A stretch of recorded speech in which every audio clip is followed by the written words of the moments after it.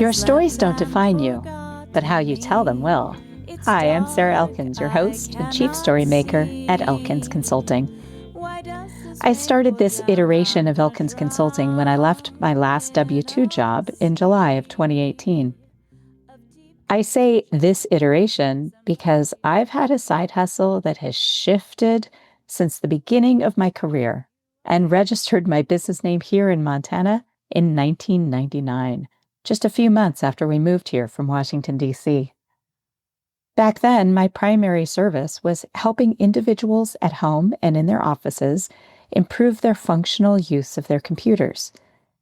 I worked with people who realized their jobs were dramatically changing, and they needed to improve their skills to keep them. I worked with seniors who wanted to better understand the tools at their disposal to connect with their kids and grandkids via email and the internet. Some of my clients were artists wanting to digitize their customer lists so they could mail merge them into labels for sale promotions, while others were stroke victims trying to regain their fine motor skills and short-term memory. In the nearly 20 years while I worked full-time jobs in state and local government agencies, my business shifted multiple times as my communication skills, service, and management talents developed. One of my favorite iterations was the customer service training I offered, using storytelling as the primary tool to guide emergency services operators, parking enforcement agents, library employees, downtown business staff, and more to offer improved customer service.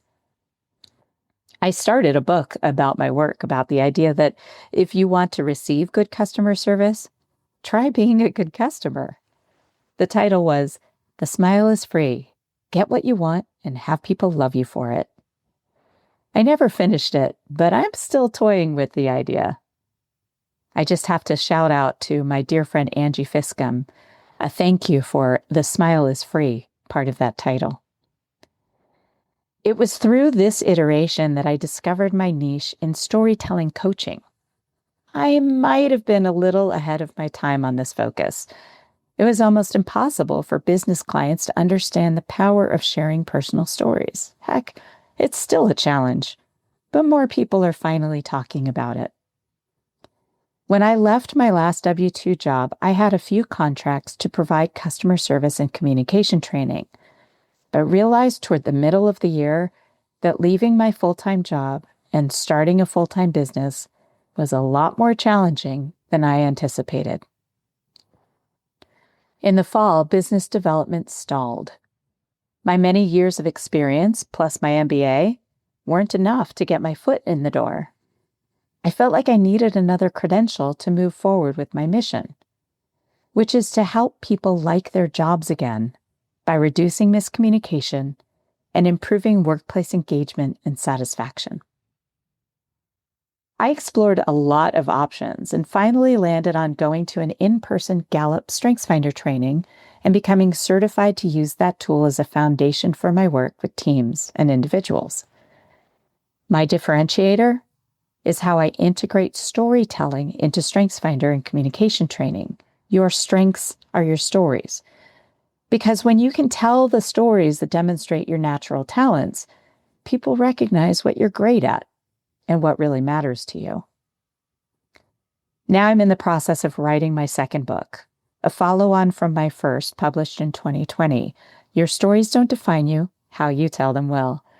And the second book will be a companion to my TEDx talk that will be published on YouTube pretty soon in early 2026. I thought reading an excerpt from Chapter 1 would make a great podcast episode, remind you how important stories can be, and to keep me accountable to finish the book. So here's the beginning of Chapter 1. You probably think of storytelling as a tool for persuasion and entertainment, and you'd be right about that. Movies, songs that tell stories, marketing and advertisements, the most compelling commercials, they all tell stories with the intention of entertainment and persuasion. They work because our brains love stories. It's how we make sense of the world around us. Think for a moment about the very best commercials and what they're actually conveying through the story they share in those brief moments they have your attention. My favorite is an old Lifesavers candy ad from the 1970s. A father and his little girl, probably around 4 years old, are sitting on top of a hill under a tree watching the sunset. We watch him pull the top off the little cylindrical package of candy and offer her the first one. Then he picks the next one and pops it into his mouth with a smile. The sun starts to set, and the father whispers as it sinks below the horizon. Going, going, gone. And the sun's last edge disappears, leaving a beautiful, dusky light. The little girl looks up and whispers to him, "Do it again, Daddy." Gets me every time. According to Dr. Pamela Rutledge, a media psychologist who holds an MBA and a PhD in psychology specializing in media and technology, the Lifesavers commercial isn't just persuading you to buy and eat Lifesavers candies. They're demonstrating something about who they are, their brand. She says that when organizations, causes, brands, or individuals identify and develop their core story, they're communicating their purpose and core values and displaying authentic meaning and purpose that others can believe, participate with, and share. This is the basis for cultural and social change within the organization and across society. I'd like to read that as our own personal brand and reputation. Listen again. When we identify and develop our core story, we are communicating our purpose and core values and displaying authentic meaning and purpose that others can believe, participate with, and share. You see, companies used to be able to determine and define their brand without fear of it being hijacked. Charmin toilet paper was the softest because they said it was the softest. But in the age of the internet and easily accessed reviews and stories about companies, products, and services, a brand isn't defined by the company so much anymore. It's defined by how the general population talks about it, the stories people share about it, and the feelings evoked through those stories. When it comes to us, our individual reputations, sometimes referred to as personal brand, the same can be true. Our reputation, our personal brand, is determined by the opinions of the people around us and how they experience our actions, behavior, and words. We build our reputation and personal brand through those and through every story we share.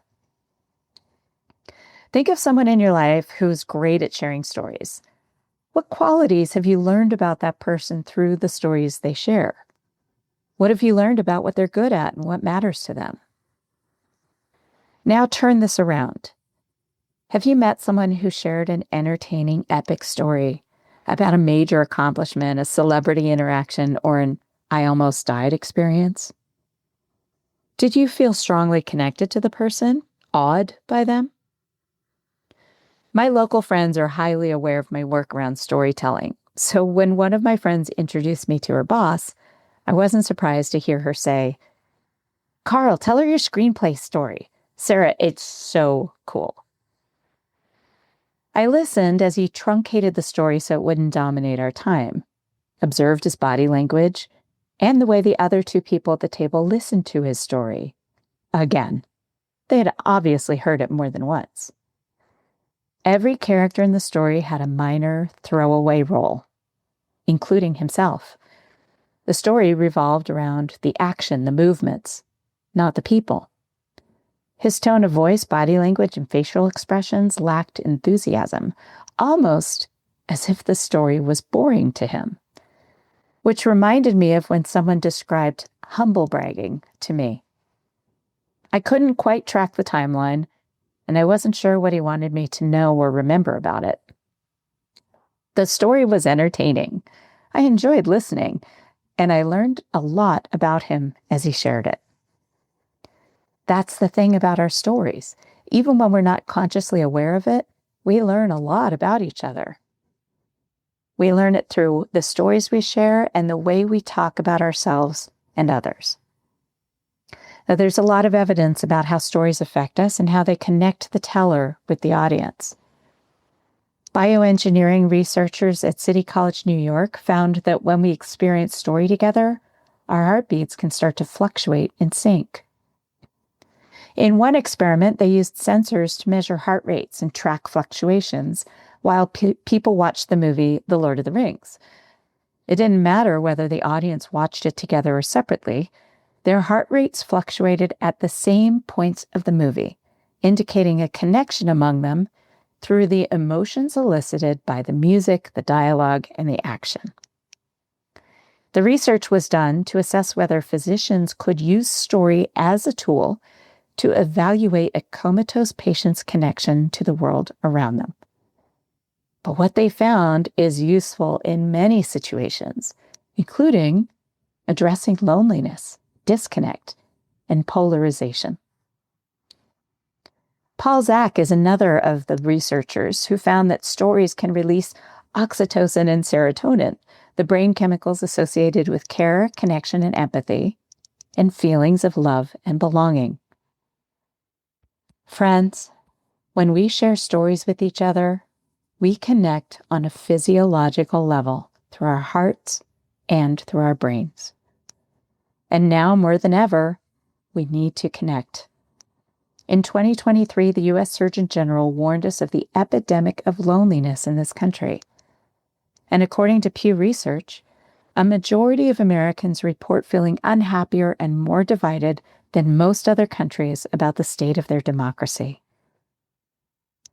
Here's another quote from Dr. Pamela Rutledge. The primary function of stories is social connection. Stories transcend generations, engaging us through emotions, and so we can share passions, sadness, hardships, and joy, meaning, and purpose.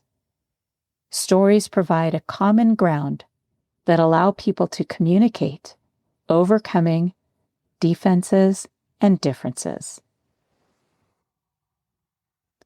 Sharing your personal stories is one powerful way to change this dynamic of disconnect and division. That was the beginning of Chapter 1 of my book In Progress. I hope it was a good reminder for you that the stories you share matter, and that sharing stories can reconnect us as a global community. Your personal stories are powerful. Listeners, now it's your turn. Have you always known the power of sharing personal stories to connect with people? Or is this a turning point for you in that recognition? Do you have trouble thinking of the right stories to share? Or do you always have a few go-to options ready? You may not realize this, but when you're present in your life, you make shareable stories every single day. I'd love to hear what resonated with you in this week's episode. Please send me a message via email, Instagram, or LinkedIn to let me know. All of those links can be found on my website, along with the show notes for this episode at elkinsconsulting.com.